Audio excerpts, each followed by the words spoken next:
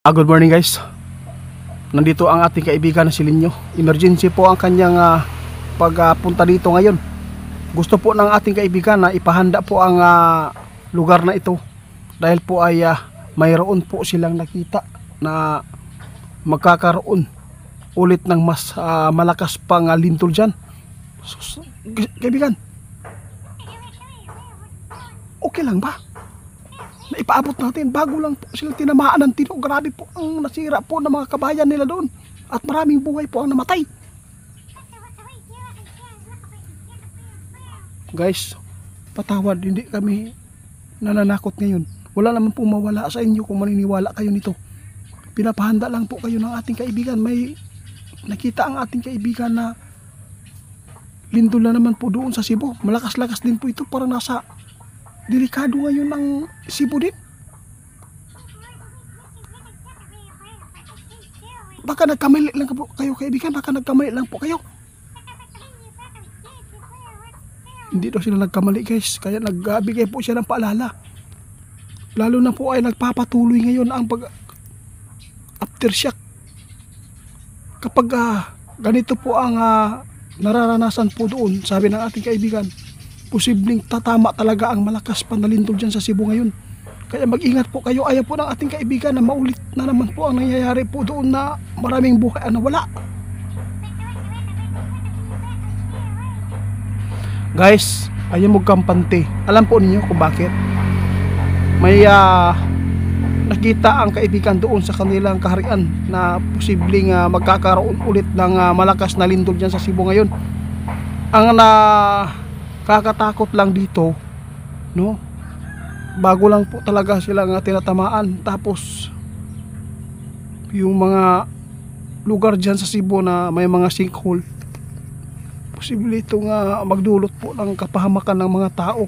Kung makasagupa daw kayo ng malakas pa na lindol dyan, posibleng maraming bahay na mahihigop sa sinkhole, kaibigan. Alam po nyo guys, nais ko sanang manawagan talaga para kayo ay sabihan ng likasan mo muna yan. Alam po ninyo, sa totoo lang guys, kapag ang bahay po natin na malapit sa mga sinkhole, kailangan talaga natin na umalis muna. Maghanap tayo ng safety tirahan. Alam po ba, kahit po malakas ang lindol guys, tulad dito sa amin, no, nakasagupa kami ng mga malalakas na lindol, 7.6. Dahil sa layo namin ng dagat, dahil sa layo namin ng mga building, ng mga mabibigat, safety.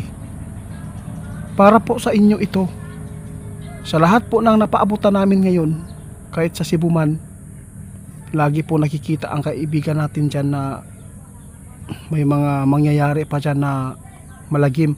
Kaya kung umalis lang kayo dyan, wala talaga mapapahamak, kaibigan. Ito po talaga ang nakita nyo dito. Nakakaawa naman po ito, kaibigan. Grabe po ang tumama sa kanila ng mga sakuna.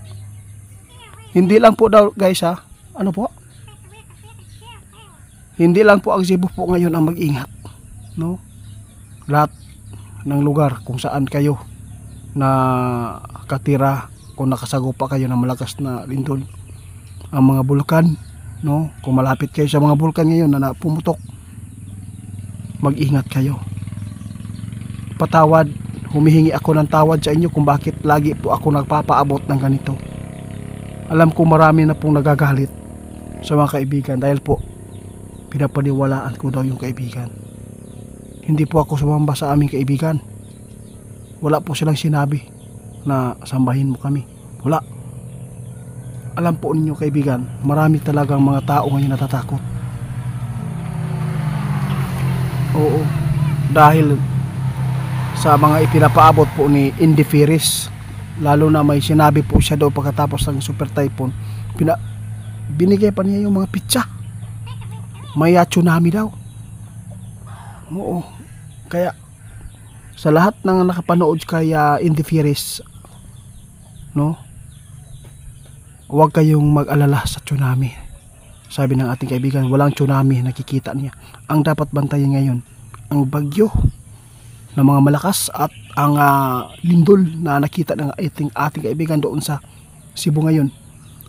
Sinabihan ko sa kaibigan, baka nagkamali sila sa lugar. Pero wala, hindi daw sila nagkamali guys. Alam po ninyo yung mga sign na ipinapaabot sa amin, yung hugis bula na dugo ang kulay. Buhay, yan. Parang naiiyak ako guys na makita ko yung iba. Nawalan po ng mga anak, asawa. Grabe, napakasakit. Kaya nagpaabot ako na sana po ay kung nais natin na mailigtas, wag na po kayong tumira doon. No, kasi maulit pa rin yan. Kapag bumalik kayo doon, kaibigan, salamat po. Oo. Sige, aalis na po si kaibigan guys. Hanggang dito na lang muna. Mag-amping tantanan guys. Mag-amping tantanan. Pasaylo ako ninyo kung kiniman akong naipaabot sa diha sa Cebu karon.